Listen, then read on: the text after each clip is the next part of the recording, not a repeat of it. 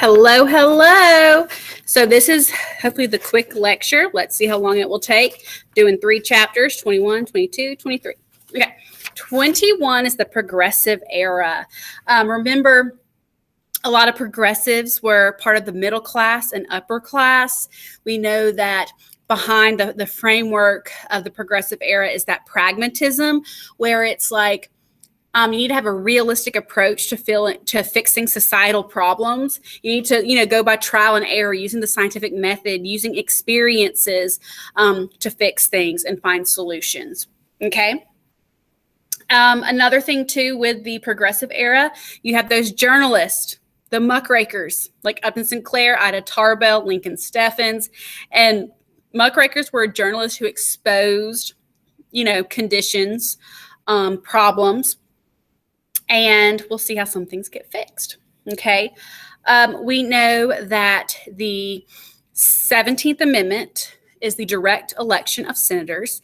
That is where we get to vote for the Senate spots in Congress. That gives us more democracy. Okay. Because we get to choose instead of the state legislatures handpicking. We also have the 18th Amendment, which will make the temperance movement happy. We establish prohibition, which will ban the transportation and selling and manufacturing of alcohol. And then you have the 19th Amendment, which granted women the right to vote. And remember Alice Paul, she wanted more. She wanted an ERA, but it didn't happen. Okay. Also, in the progressive era, while things were very progressive for a lot, for African Americans, not so much. Remember D.W. Griffith's Birth of a Nation. Woodrow Wilson even had it shown at the White House, okay? But what's going to really be the big eyesore of the progressive era? 1896, Plessy versus Ferguson, okay? Remember what it did is it established the doctrine of separate but equal, which said that Jim Crow and segregation is constitutional as long as the facilities are equal. Okay. And you remember you have Du Bois, who will speak out against it. He wants full equality immediately. Booker T. Washington is, against that too, but he's more of a practical approach, find a vocational skill for African Americans. And over time, they will have economic equality and thus, can focus on other equalities as well. With businesses, we know about government regulation. In 1890, there's the Sherman Antitrust Act. That is the act that Teddy Roosevelt will use to break up J.P. Morgan's Northern Securities and the Duke Tobacco Company. And remember, he took, 44 cases to the Supreme Court. He's a trust buster. Then you have William Howard Taft, who will also use the Sherman Antitrust Act. And he's the one who breaks up the granddaddy of all trust, Standard Oil. He took about 90 cases to the Supreme Court. So he's even a bigger trust buster. When Wilson is president, Congress will pass the Clayton Antitrust Act. So make sure you know that if it's Teddy Roosevelt or Taft, it's Sherman. If it's Wilson, it's Clayton. The last thing is conservation, part of the square deal for Teddy Roosevelt.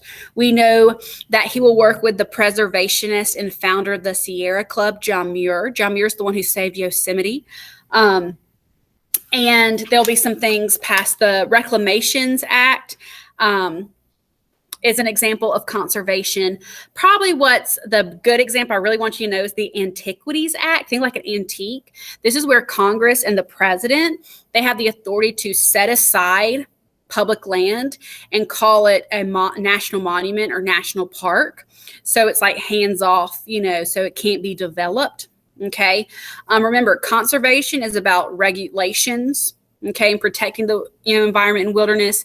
Preservation is like even more radical. Okay, the Grand Canyon, Teddy Roosevelt will make that a park. And remember, in 1916, after Teddy Roosevelt's president, is the this is when Wilson's president. You have the National Park Service, which that's where you get the park rangers and even more like federal regulations. Okay, that's it for 21. All right, next we have 22. This is the one with like the Panama Canal, Speak Softly and Carry a Big Stick with Teddy Roosevelt, the Great White Fleet, the Gentleman's Agreement with Japan over the segregation of schools. Okay. But then let's go to World War I. We know World War I begins in 1914. We do not get involved until April of 1917. The big reason, unrestricted submarine warfare, okay, with the Lusitania, but that was 1915. Then you have the Sussex and the Arabic, and that's just two more examples. And it's like Germany cannot be trusted. Hence, it's not just the Lusitania. You also have the Zimmerman Note, with Mexico and all that. You also have the Bolshevik Revolution and the Communist Revolution that's going to happen. And Russia will dip out because they have internal problems. And that will make, Woodrow Wilson feels like we truly can fight now because we need to make the world safe for democracy, because we really can promote democracy now because the Russians are out of the picture. Okay. You have talking about the home front. We know about the War Industries Board. That was all about coming up with minimums of quotas for manufacturing. It said what could be produced and stuff, because it's all about producing things for the war effort. We know the Great Migration started before World War I, but the heart of it is during World War II, where a lot of African Americans will go up north and to the Midwest for, especially for jobs. Remember, lots of financial opportunities where they get paid at least 5 times more than they were if they were a sharecropper. Lots of great opportunities. However, in Chicago, okay, in 1919, it's like the teenagers were on a beach, and it was like segregated beach, and one would get a rock thrown at him and he dies. That is what's going to spark what is called the Red Summer of 1919, where you had so many race riots. It started in Chicago and then morphed into other places. Okay. Also on the home front, we know that our civil liberties were not really protected. You have the Espionage and you have the Sedition Act. The Espionage Act is the one that says you cannot incite hurt the military, incite a revolt in the military, that kind of stuff. Mr. Schenck is the one who goes against that and that's the whole Schenck versus the U.S., where it says you do have First Amendment protections unless you are a clear and present danger. And then you have the Sedition Act, which is says you can't give any speeches that would condemn our government. And Eugene Debs is he's sentenced to 10 years for criticizing how much spending the government's doing for this war. Okay. You have the League of Nations. Remember, Woodrow Wilson had the 14 points, okay, trying to prevent future wars. And then when the war is over, we are part of the Treaty of Versailles negotiations with the Big Four.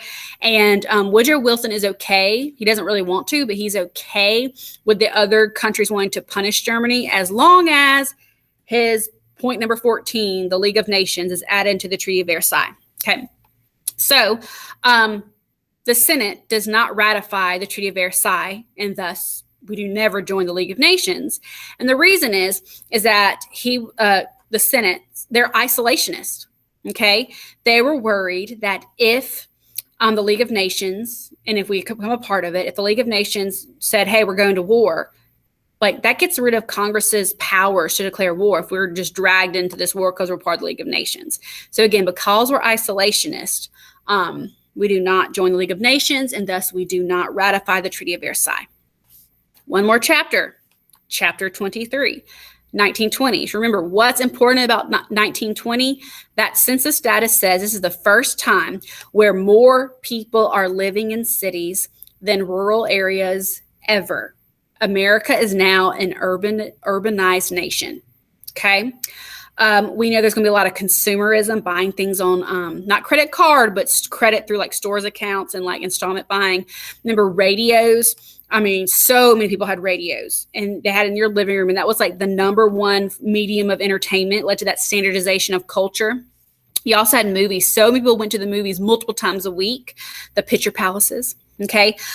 You also have the Model T, thanks to Henry Ford and the scientific management and the use of the assembly line. He mass produced the Model T, only came in black. So it was more affordable for people and thus led to more standardization.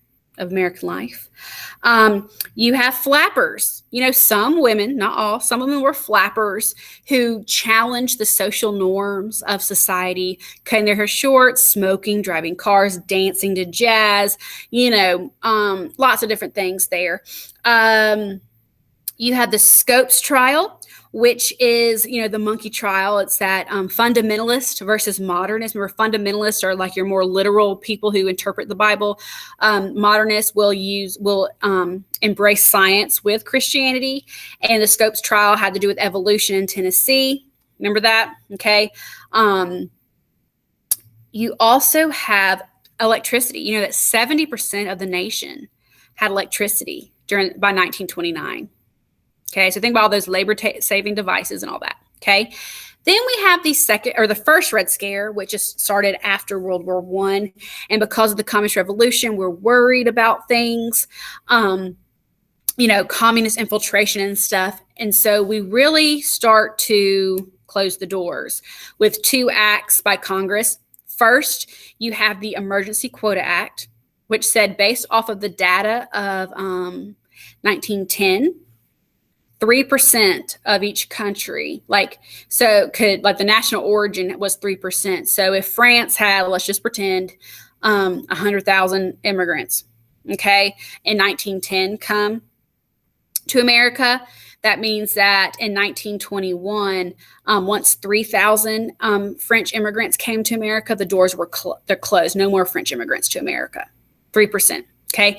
Then you had the National Origins Act, which made them even more restrictive.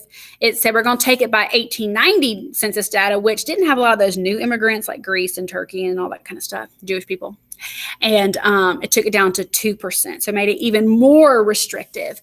And again, it was just preventing anarchists. And remember the Palmer raids, and you had Sacco and Vanzetti, who were Italian anarchists, who, kind of had an unfair trial. But they were guilty of basically of being immigrants and anarchists. Let's see. And remember, the quotas won't be lifted until 1965 with Lyndon Johnson, the Immigration Act of 1965. Last thing, foreign policy. Actually, 2 more things.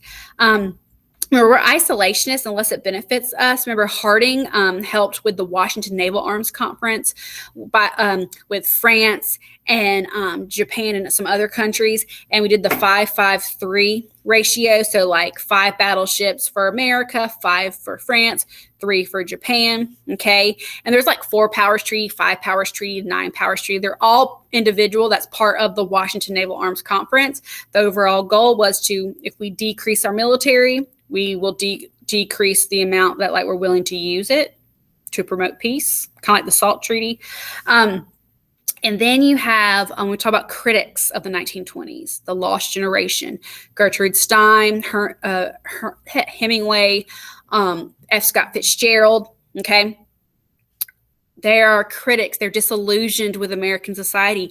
Most of them moved to out of America, especially to Paris, the Montmartre district. And again, they're just jaded by American society of the 1920s.